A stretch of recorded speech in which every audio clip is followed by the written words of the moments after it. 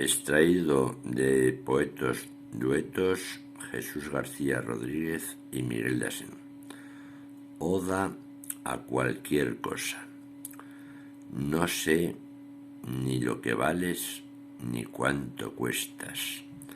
Si eres una cosa insignificante o majestática y rimbombante, o si traerás consecuencias funestas.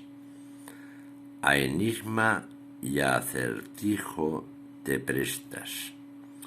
Serás cosa seria o hilarante. Le servirás de regalo a mi amante. Estarás en Navidad en las cestas o serás un objeto sin sentido